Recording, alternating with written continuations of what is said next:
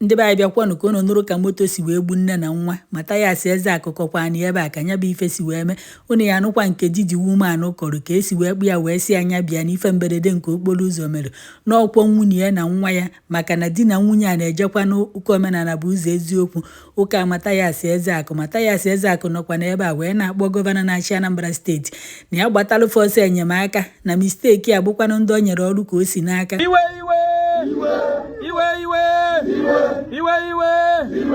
na-ewunu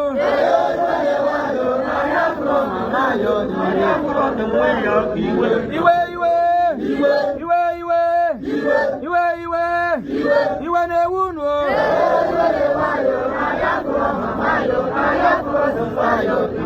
omenala bụ ụzọ eziokwu na ndụ. Omenala Igbo bụ ụzọ eziokwu na ndụ. Alụ kwụsị n'ala Igbo. Ọnwụ ike arụrụ a na-akwụsị n'ala Igbo. Governor Soludo, the executive governor of Anambra State. Here is Apollo Gafa Magano, the father of Anambra State today, in terms of government. And the work of government is to protect life and properties.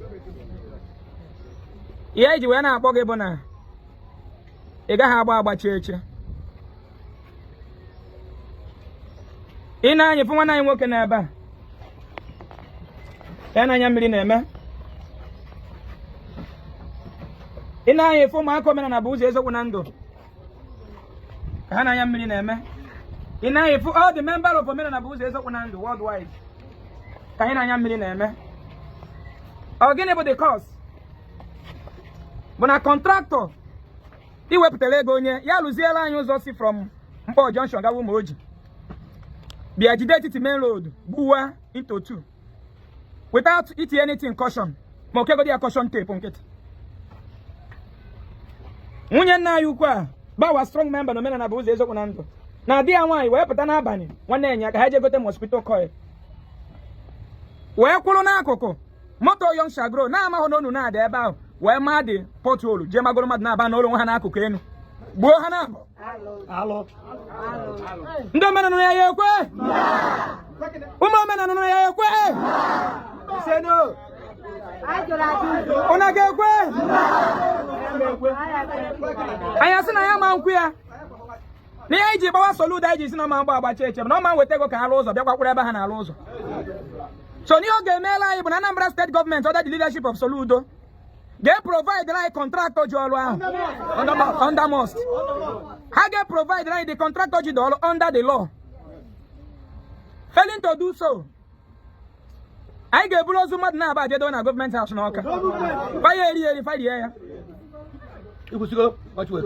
We appreciate the governor by his sign ego we do zela. Then we sign ego, see me zela. Now when you go common caution tape on kete otutu aketa na the video evidence ka on play here otutu ambiala aba ka have jizi hill of video tema plate number and everything we put those caution we do we from eba agbagowe to a campo si eba do we gabato o nwere onye obugodo onye police abo no dey hard obugodo onye police ifuru eni hi ga-ebido mee gini slow down mana driver na galo onwe hoping no express corner Obruze tata bụ 9th of August, 10th of August. Kono ye bute caution. After go buru mmadụ ịtọ, not only no buru onye otu anyị, after ke buru ndị otu anyị ajewe mọchụ, na asị na ome 10 minutes ogbukọ onye ọzọ. Not only that, mụnwa nụrụ anọ m n'Owere onye isi ndị nna Ogbefi Akunne. Wee kpọọ mụ yesterday. Gwa m na mkpaba akpalụ. Na nwanne anyị nwaanyị na-achịkọta ụmụaka omenala bụ ụzọ eziokwu na ndụ every Sunday. Okay, na chewa ya kwa from 17 years. Every Sunday ọma goes ọbịa na-achịkọta ụmụaka na-akụzili ife. Tata ụmụaka afro that our sister. Nwunye m na-ebesa akwa. Nwunye m si ọpụta na this our sister man kụzie ka maka nwa ma every Sunday ọbịa kurie. Onye gburu nwanne ya bụrụ odogwu. Onye gburu nwanne ya bụrụ odogwu. A whole satisfied engineer enye contract ịlụ ụzọ. Igbu wee etiti main road without putting caution. And eme n'ụwa niile. Ndị omenala na ya ekwe? Una ga-ekwe? Una ga-ekwe? Now, Yesterday MC Owerri rush na abia na abanye ebe 10. The same spot bulu munna ya. Come on with accident the same place with my Highland and Cable. But what I can come dodge a hole now. Come on, I have to I be a fear and get I dodge with Tony Shuttle Boss. Boom! How about tip by now? I'm not one on. You are when I'm a contractor, the reposition munna. Madi talk about the same day. That we want Mathias Ezeaku. You say yes here. The same with the tip of the Palaba yesterday. Kaija Chalaba, no, when your tip at the idea. So you're in a number state government. Now you're His Excellency Charles Governor Soludo. Because anybody that maybe this your government, we must fight against that person. You know, want to fight against that person. But someone eating a deaf ear to us. Need a high end. Man, I even don't know about the Ezeaku gave those who want to carry na mamia, get a government house no. And then my boy men and Abuzi Ezeaku on Tuesday. I gave men for candle night. Now that's for Ebaho. Hano me. Only open up on Tuesday morning, 9 a.m. Man, look at my wine. Enough is enough. I know dozi. I know bula yumuna I know dozi. iPhone iju no ogu no but that very expensive. I even don't mean na buzi ezo gba ka kono loto no ogu. Omo wan ni na amu wan no ogu free of charge. Nwa onya na go thank you. Me job operation we mu. Ndi ni na mu golo nwa no mena na healing hospital maternity mo bo onya na thank you. Nwana nwa ka na eba. Bonyo ora wu. Onya da sienu. Oda anu ma me since over 6 years. For the last 3 weeks, I made the operation. That's not Gioja and Bruno and your mammy. I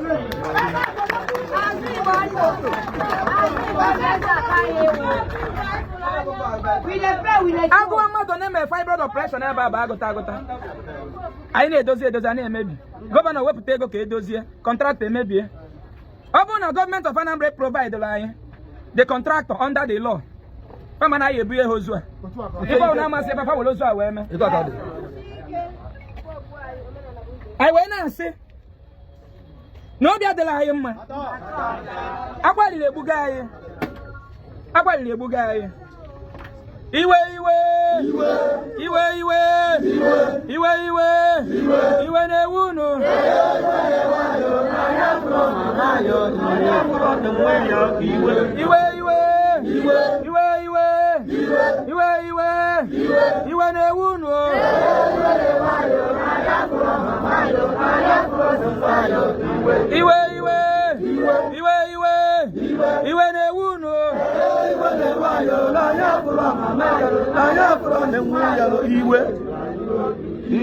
Iyo mena na buzi Ezeaku na ndoji wepụta movement a bụ ka ikpochesi ya na bai ka ọ dị ọcha. Maka na ndụ ka felu la ayo no.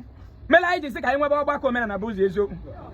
Maka ụdị ha mee na Igbo ihe ndị Reverend Father na pastor na bishop na agwa Igbo na uncle I send motor accident. Na nkịta abụ. Si bere ka Jesus kwụsị motor accident. And I'm telling you in the whole world, the one about Jesus na kwụsị motor accident. And then kwụsị motor accident, the government building a good standard road, giving a road speed limit monitoring camera. Man ọ dị ha na aba anyị no. Ụdị ha mee mgbe anyị chaka na-eji ụka ọbịa.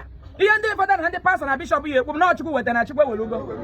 Mana ihe anyị kwuru bụ na mmadụ welu nke a contractor bịa welu ụmụnne anyị.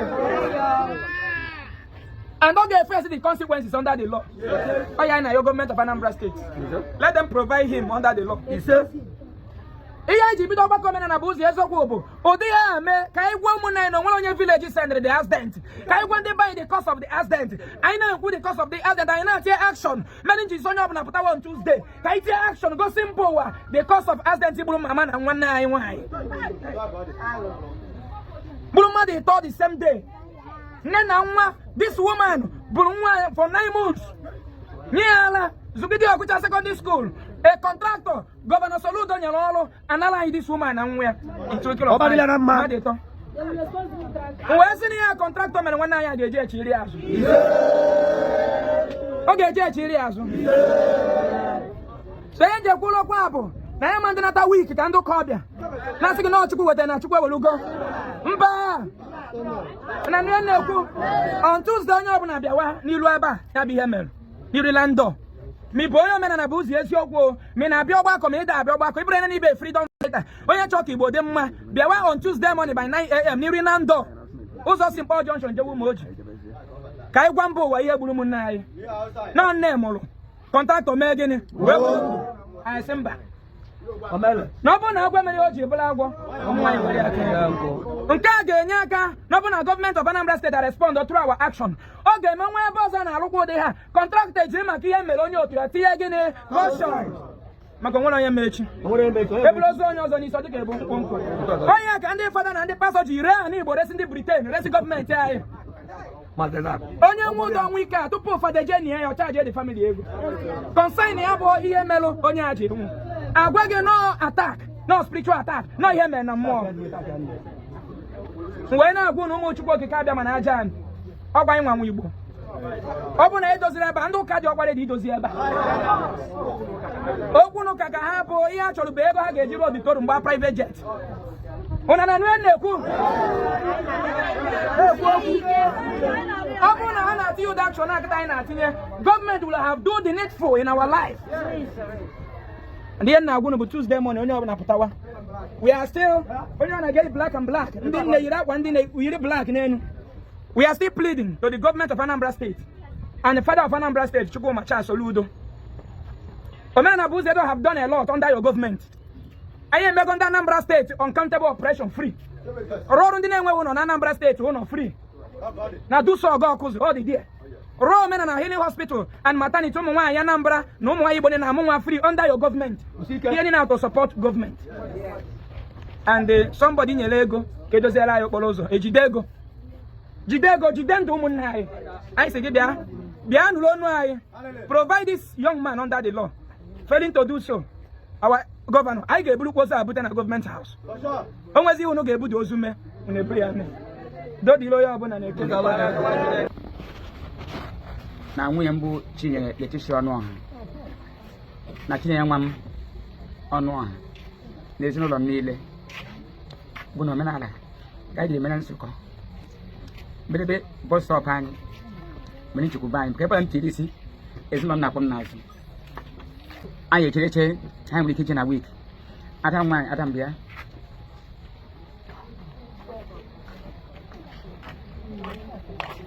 nke leche waye eke n'ọnwa abụọ gara aga ka ọ nechaziri kpụwa adịa nwaanyị sọ ọ bịakwana ka efu ya anya na kemgbe ọnwa 3 ya afụbeghị anya adịa nwaanyị abata na Fraịde dị na mmanya makụcha nwunye mkpado enwere garị ebe anyị na-akọ ugbo o ji mechata kpọchata ka eghe onye ọbụla were ka ihe bakasị na mgbede afọ kwadochi ihe lekpe eje garị n'ụtụtụ Satọde bụ ụnyaahụ anyị erichekwara n'abalị Chinenye sị m dadi na ha ga-agba ụzọ jee ihe garị na-akpụ ya ndị mmiri na-ezosisi ya na ya sabeghị m nye ego ka je gote ncha were sụọ dị akwa si mgbanị ọ m ji ọrụ m si anwụnta tagasị gotekwa mosquito coil ka ọ pụọ n'iro ka ọ sọpụ ọkpa na dọ m ya mesị mba achọ ehunatala ụzọ ebe a jọrọ njọ ihe ndị na-arebe na ya aghọtaghị ya ka ya pụrụ ya n'azụ ka ya kwe n'azụ ka ha nwee ike ego ọsịsọ bata ọ ka nwunye m na nwa m siri pụwazie ha krọsụla main road na ị n'akụkụ ebe ehi pụrụ aja bụ akụkụ gota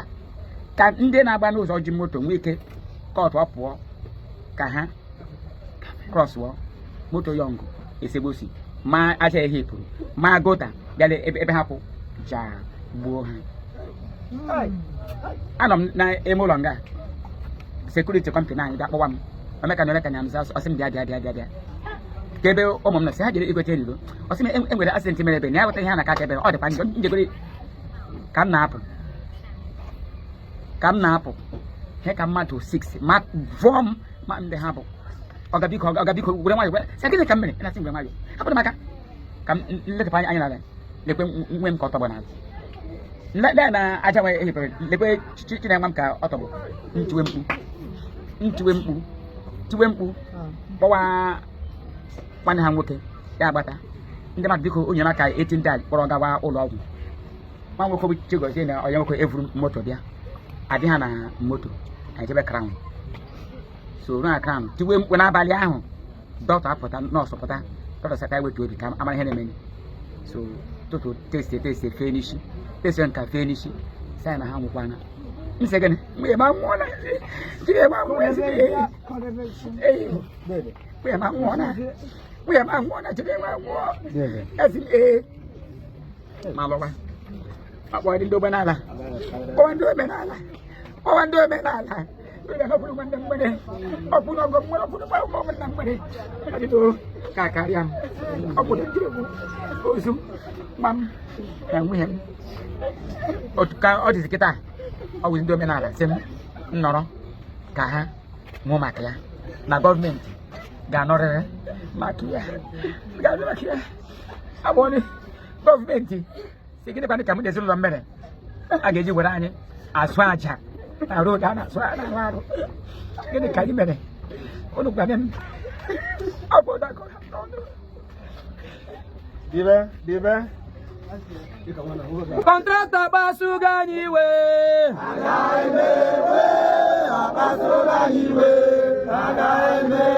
Contractor basuga niwe. Ewo.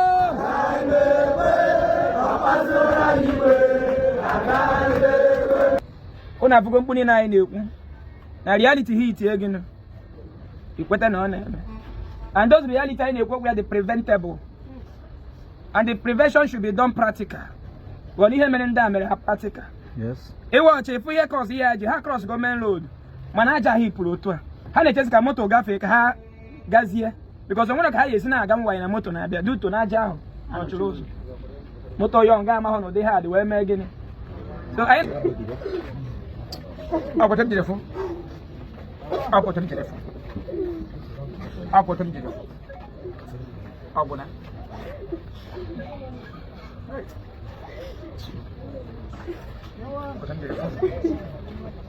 le do maka we ma me lo kata le po maka ma me lo kata le po ma se ma me lo kata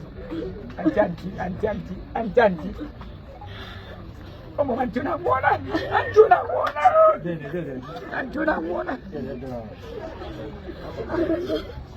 antuna buona kide jamaa muona mote bole kide jamaa bua mame ya